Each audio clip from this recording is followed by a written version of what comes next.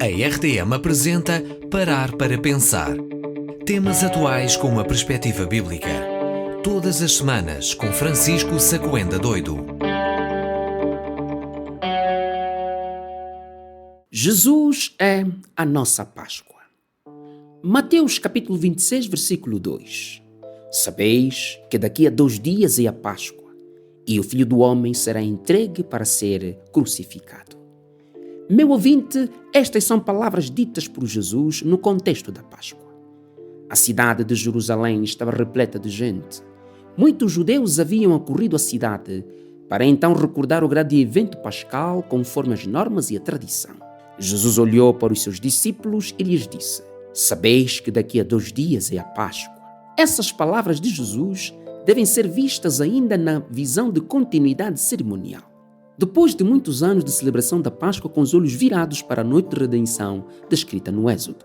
Em Êxodo capítulo 12, versículos 7 a 13, o texto diz: Tomarão do sangue e pô-lo-ão em ambas as umbrais e na verga da porta, nas casas em que comerem. E naquela noite comerão a carne assada ao fogo, com pães ázimos em ervas amargosas e comerão. Não comereis dele cru, nem cozido em água, mas sim assado ao fogo. A sua cabeça com as suas pernas e com a sua fressura. Nada dele deixareis até pela manhã. Mas o que dele ficar até pela manhã, queimá-lo-eis a fogo. Assim, pois, o comereis. Os vossos lombos cingidos, os vossos sapatos nos pés, o vosso cajado na mão, e o comereis apressadamente. Esta é a Páscoa do Senhor. Porque naquela noite passarei pela terra do Egito, e ferirei todos os primogênitos na terra do Egito, tanto dos homens como dos animais, e sobre todos os deuses do Egito executarei juízo. Eu sou o Senhor. Mas o sangue vos será por sinal nas casas em que estiverdes. Vendo eu o sangue, passarei por cima de vós, e não haverá entre vós praga para vos destruir, quando eu ferir a terra do Egito. A Páscoa, da qual Jesus disse estar faltando apenas 2 dias, seria então celebrada nestes moldes. Mas aquela Páscoa seria especial, pois todas as imagens que apontavam para o sacrifício de Cristo, celebrados durante milhares de anos, iriam então encontrar seu fim. Todas as imagens do templo, todos os serviços levíticos e sacerdotais que apontavam para Cristo, estavam prestes a chegar ao fim. A Páscoa deixaria de ser realizada com toda a carga do Antigo Testamento. Jesus seria então a nossa Páscoa.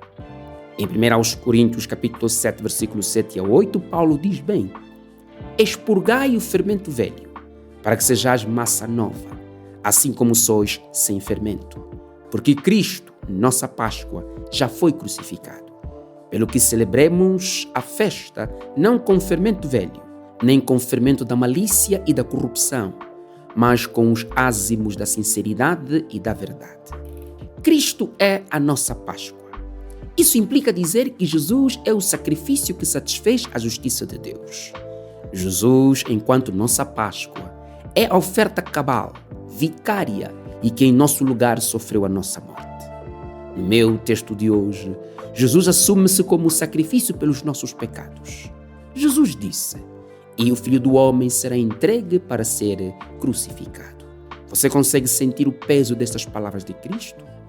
Jesus está afirmando que ele será entregue à crucificação, e ele revela nas entrelinhas que ele se entrega à crucificação de modo voluntário e consciente. Esta semana é uma semana especial, na medida em que vemos Jesus avançando para a cruz de um modo total e completo. Toda a eternidade fora preparada para esta semana. Desde a queda de Adão, que a nossa história com Deus ficou manchada com a mazela da desobediência.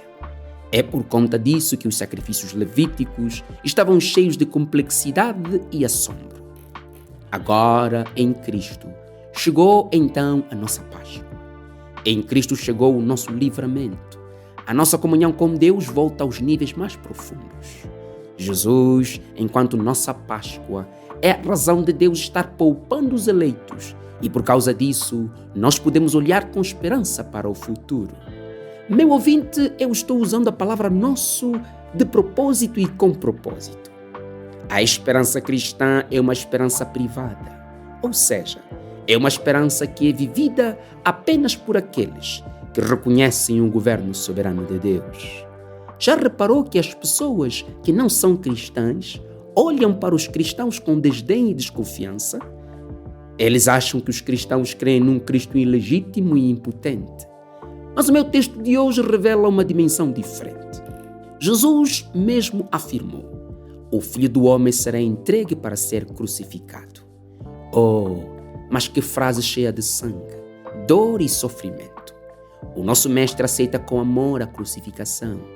Ele se entrega à angústia de um modo completo e sem medir as consequências. A ida de Cristo à cruz reflete sua obediência e submissão ao controle soberano de Deus. Paulo descreve bem a trajetória de Cristo, desde a sua humilhação até a exaltação. Em Filipenses capítulo 2, versículo 5 a 11, está escrito: tende em vós aquele sentimento que houve também em Cristo, o qual, subsistindo em forma de Deus, não considerou o ser igual a Deus, coisa o que o devia aferrar, mas esvaziou-se a si mesmo, tomando a forma de servo, tornando-se semelhante aos homens. E, achado na forma de homem, humilhou-se a si mesmo, tornando-se obediente até a morte e morte de cruz. Pelo que também Deus o exaltou soberanamente e lhe deu o nome que é sobre todo o nome, para que ao nome de Jesus se dobre todo o joelho dos que estão nos céus e na terra e debaixo da terra, e toda língua confesse que Jesus Cristo é Senhor, para a glória de Deus, o Pai. Cristo é a nossa Páscoa. Cristo é o nosso livramento. E Cristo é a base segura da nossa esperança. Agora, Ele está sentado à direita de Deus Pai, de onde há de vir julgar os vivos e os mortos. Ele sofreu na condição de cordeiro e agora reina na condição de rei e poderá regressar na condição de juiz. Por isso, aproveite este momento pascal para acertar os seus passos com Ele. Não coloque nenhum impedimento à sua caminhada em direção à reconciliação com Deus através de Cristo. Você não precisa apenas de paz emocional, você precisa de salvação. Tua vida não será bem melhor quando todos respeitarem suas decisões e assim te sentires livre para viver. A sua vida será diferente quando o reino de Deus habitar em seu coração. O reino de Deus é o reino do amor, da paz, do perdão e da justiça. Então eu te digo, você nunca poderá conseguir estas coisas com certeza e segurança se continuares longe de Cristo.